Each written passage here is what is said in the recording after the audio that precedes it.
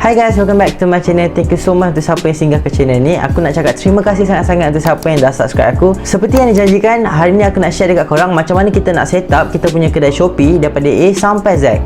So basically dekat luar sana dah ramai orang yang share macam mana kita nak set up kedai, macam kita nak add produk, macam mana kita nak jual beli dekat Shopee. Tapi video kali ni dia ni just nak share basic thing yang korang perlu buat sebelum korang start menjual.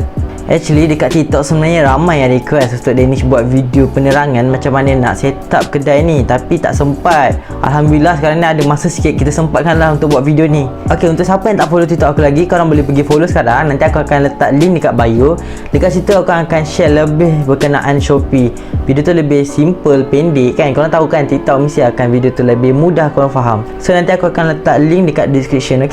Ok, tanpa membuang masa, jom kita start.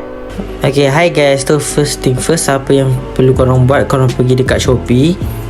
So lepas tu kita buat step by step lah. Dia nak tunjuk dekat korang macam mana kita nak sign up korang punya new account. Lepas tu kita pergi dekat sign up.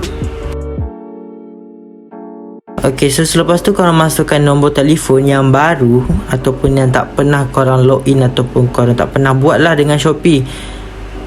Ada sebab kenapa perlunya korang guna nombor telefon yang baru berbanding nombor telefon yang korang dah pernah guna lah. Ok, so sekarang kita masukkan nombor telefon.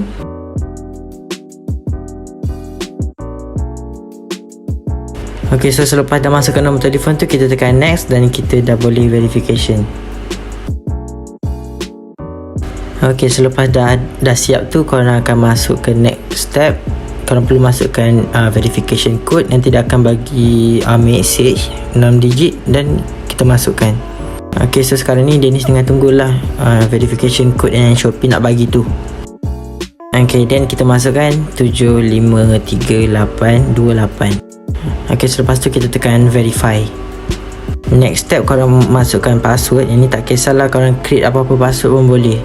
Yang penting ada huruf besar, huruf kecil dan 8 karakter. Ok, next kita tekan sign up. Lepas tu kita tunggu sekejap, nanti dia loading. Ok, dah successful. Nombor yang kita buat tadi tu dah siap didaftarkan dekat Shopee account. Lepas tu korang boleh check lah betul tak nombor yang korang dah buat tadi. Lepas tu kita tekan back to Shopee dan kita akan masuk dekat home page yang tadi tu. Ok, so sekarang ni Dennis nak tunjuk kenapa pentingnya korang guna nombor telefon yang baru berbanding korang guna nombor atau account yang lama. Korang tekan dekat profile dan tekan my account. Ok, so dia akan bawa ke my profile. Ok, username tu paling penting. Sebabnya username ni korang boleh tukar sekali saja waktu first korang set up. Contohnya macam kalau Dennis guna nombor telefon yang lama, nama Dennis letak Dennis Haikal, takkan nama kedai kita nak letak nama Dennis Haikal kan. Mesti kita nak letak nama kedai kita, nama company kita. Proses ni nak tukar username ni boleh, tapi agak leceh, nak kena email Shopee dan sebagainya. Ok, so selepas tu kita edit sikit lah kita punya username. Kita letak NS Kitchen. Ok, so dia tak bagi huruf besar, kita try huruf kecil pula. Ok, selepas tu username tadi dah siap dan kita masukkan nama. Yang ni pun tak kisah, kalau nak letak nama korang sendiri pun boleh, sebab yang ni korang boleh tukar-tukar anytime lah. Ok, so selepas tu kalau korang ada email, korang masukkan email dan nombor telefon semua betul. Masukkan shop name.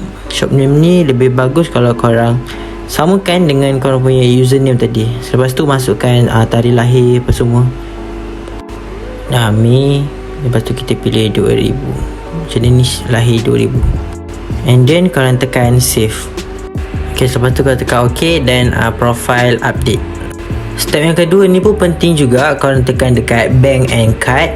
Ini adalah setting yang korang perlu masukkan korang punya details bank. Tekan nama penuh, account number dan korang punya bank lah. Penting untuk masukkan bank ni untuk korang verify. Sekiranya nanti bila dah ada sale, korang nak withdraw kan, dia akan masuk dekat Shopee Wallet dan daripada Shopee Wallet tu akan masuk terus kepada korang punya bank yang korang dah masukkan ni. Ok, so nanti bila dah masukkan account bank semua, nanti korang tekan save dan dia akan submit ke Shopee dan Shopee akan verify kita punya bank account tu. Yang ketiga, yang ini pun penting tau, korang set up korang punya address, masukkan nama, nombor telefon dengan alamat rumah korang. So sekarang ni korang tengok je Danish, masukkan Danish punya alamat. Okay, so address kita dah siap set up, kita set as default address. Okay guys, so step seterusnya apa yang perlu korang buat, dekat atas sebelah kiri tu ada seller center kan. Okay, tekan yang tu. Seller center ni penting untuk korang tahu sekiranya korang dah seller Shopee nanti, semua order ataupun segala benda yang korang nak buat, korang akan buat dalam seller center ni. Okay, dan kita accept segala dia punya terms and condition. Lepas tu kita tekan lah accept. Okay, so first thing first, kita pergi dekat my address.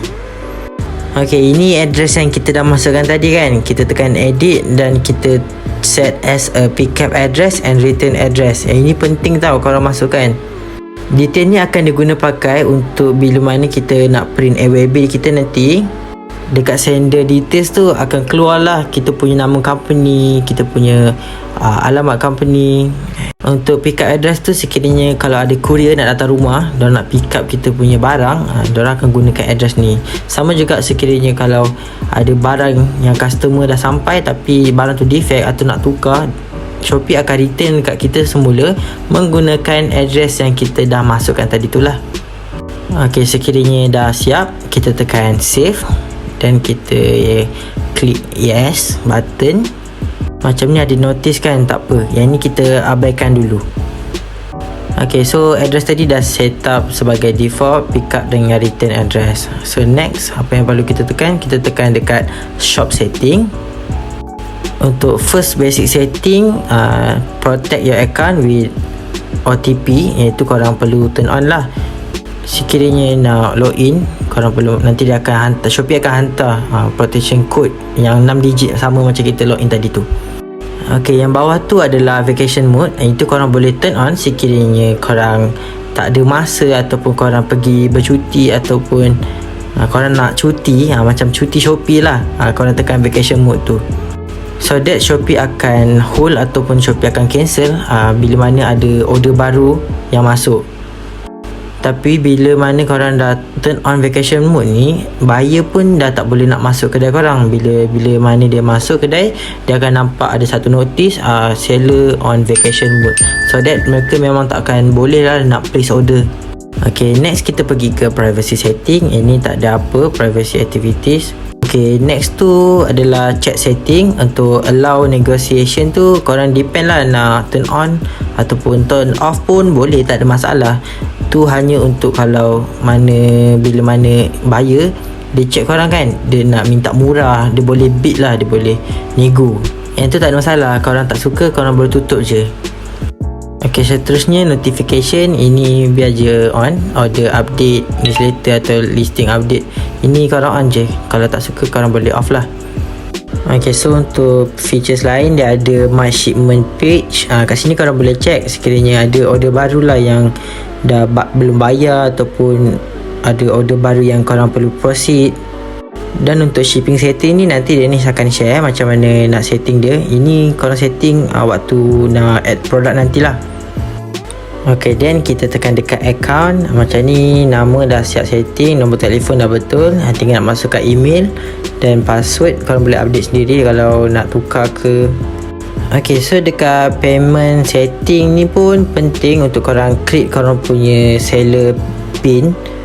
Seller balance pin ni untuk korang punya wallet, Shopee wallet. Macam sekiranya kalau dah ada order, dia akan masuk dalam wallet tu, dan korang nak buka ataupun korang nak withdraw, korang perlulah guna yang kita nak buat ni lah, pin ni. Pin ni 6 digit. Korang boleh masukkan any numbers, tapi Shopee sarankan supaya korang janganlah guna korang punya pin ni macam yang sama dengan korang punya bank account. So sekarang Danish dah masukkan 6 digit. Kita masukkan dekat confirm pin juga. Masukkan seller pin. Lepas tu kita tekan next. Dan Shopee akan bagi verification code dekat telefon kita lah. Kita ambil dia yang 6 digit tu. Dan kita masukkan 245293. Okay, then kita tekan confirm. Okay, then seller balance pin set successfully. So maksudnya korang dah siap set up korang punya pin numbers. Pin numbers tu nanti korang akan guna kerap. Contoh nak buka, nak check korang punya duit ataupun nak withdraw. Okay, so next, yang ini pun penting. Korang pergi dekat finance tu, ada bank account. Korang tekan itu, masukkan korang punya Shopee password yang kita dah buat tadi. Lepas tu kita tunggu sekejap dia verify. Dan korang boleh masukkan korang punya bank account. Tadi macam dekat profile tadi kan, dia ni tak masukkan. Ni lebih kurang je korang masukkan. Yang ni pun penting tau, penting sangat-sangat. Kalau tak nanti kalau korang tak set up, macam mana duit nak masuk dalam bank kan. Dah buat sale banyak-banyak tapi tak boleh nak withdraw masuk bank. Sayang lah. Ini pun penting. Okay, so masukkan. Okay, so sekarang dia nak tunjuk inilah seller wallet yang dia cakap tadi tu. Bila mana customer tu dah, barang tu dah sampai and dia dah order receive, dekat seller balance tu nanti akan amount yang customer kita beli itulah. Ada butang color merah tu, dekat situ korang boleh tekan nanti. Bila ada duit nanti korang boleh withdraw lah. Dan pilih bank yang kita dah masukkan. Dia akan ambil masa dalam 2-3 hari dan dah akan masuk dalam bank. Okay, so next apa yang perlu korang tahu, ini shopping rating. Okay, so kita boleh juga pergi dekat shop profile dan kita boleh tukar lah shop name. Ini korang boleh tukar lah, username je korang tak boleh tukar. Selain tu korang boleh masukkan image ataupun video dalam korang punya shop profile tadi. Kita boleh tulis juga description. Boleh masukkan juga korang punya DP ataupun cover photos. Dan selepas tu dah siap tu, korang boleh tekan save. Okay guys, itu saja yang penting korang set up dulu sebelum korang add produk dekat kedai korang lah. Okay guys, itu saja. Thank you. Okay guys, aku rasa video kita sampai situ saja. Kalau korang rasa video ni bermanfaat, jangan lupa like, share dan subscribe. Itu saja. Bye bye.